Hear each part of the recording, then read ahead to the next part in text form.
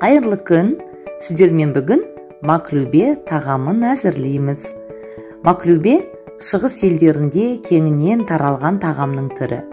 Ал араб тілінен аударғанда маклюбе сөзі аударылған немесе перевернутый деген мағынаны білдіреді екен. Маклюбені осындай салатпен, түрік айранымен немесе греческий йогуртпен ұсынуға болады. Менің каналыма жазылуды, видеоны аяғына дейін көруді ұмытпаңыздар. Тағамды әзірлеу үшін бізге көкөністер, аскөктер және де қияр, сәбіз, ал салатына қызанақ пен қияр қолдансаңыздар болады, ет және де күріш. Алдымен етті ұсақтап турап аламыз, міне осындай форма болады. Қызып тұрған табадағы аз ғана майда қуырамыз.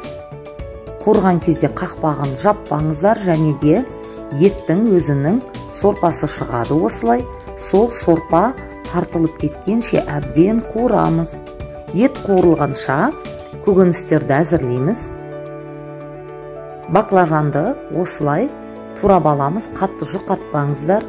Келесі бұрыш, болгар бұрышын үлкенірек етіп, тура видеодағындай, картопты да солай жұқа етпеңіздер. Пиязды қалыңдау етіп тураймыз, өйткені ол табаның ең астында маклюбе жабысып қалмас үшін. Сәбізді де міне барлық көкөністер дайын болды. Ал енді етіміз суы тартылып, осылай қызарып қуырылды. Оның үстіне хмели сунели, чеснок, өздеріңіздің қалауларыңызға қарай осындай приправалар, дәмдеуіштер қосып, жарты пиалайдай су қосып, қақпағын жауып, тағы да кішкене бұқтырып аласыздар.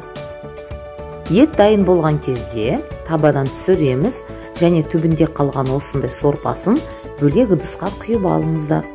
Ал енді қызып тұрған майға бірінші баклажанды екі беті қызарғанша аударып қуырып аламыз. Келесі бізде болгар бұрышы. Аз ғана уақыт қуырыңыздар, өйткені бұл тез пісіп езіліп кетеді. Сондай-ақ сәбізді де қуырамыз. Пісуі маңызды емес, қызарғанша қуырсаңыздар жеткілікті. Ал енді картопты да дәл солай. Достар, менің видеомды соңына дейін көріңіздер. Менің маклюбем тура ойдағыдай ең керемет маклюбе болып шығады. Барлық көкөністерді қуырып алдық, түсін қараңыздар, қандай әдемі болып тұр. Енді келесі кезекте аз ғана майға жуылған таза күрішті бір 5-10 минуттай қуырамыз.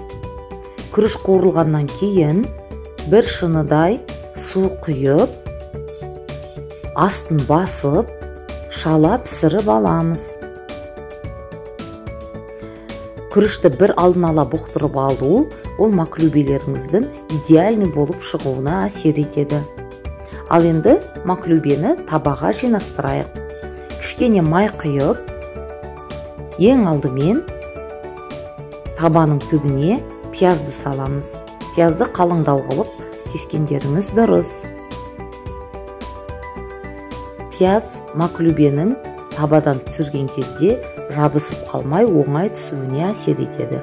Етті саламыз. Етті салғаннан кейін қасықпен үстін басамыз. Яғни тығыздау керекпіз.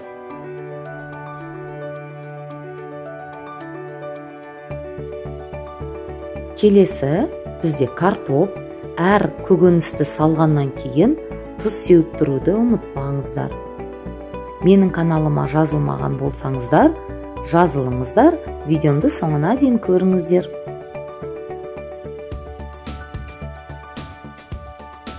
Келесі баклажан. Оны да басамыз. Баклажаннан кейін бізде сәбіз кетеді. Сәбізді де салып, рет-ретімен қойып, тура тұз сеуіп, тура баклажанды басқандай сәбізді де басамыз.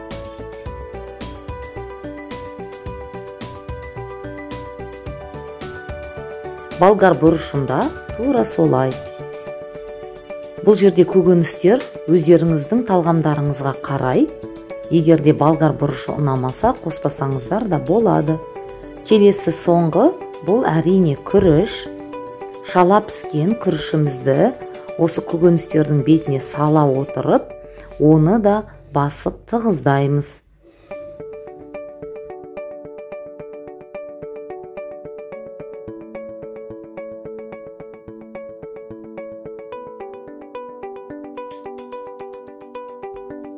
Ал маклюбе дайын. Енді ортасын арнайы осылай тесіп, бағанағы еттің сорпасын құямыз.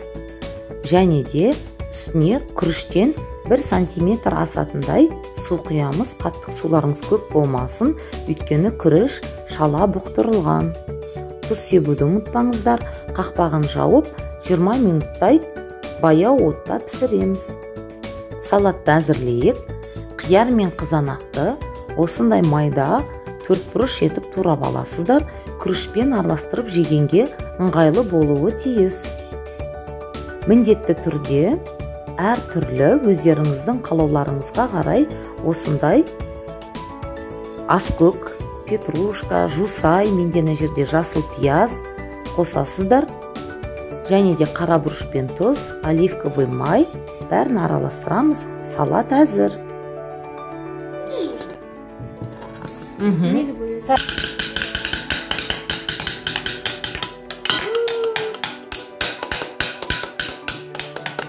Табаның түбінен және шетінен аздап ұрып, тігінен ұстап аламыз. Міне, маклюбе дайын.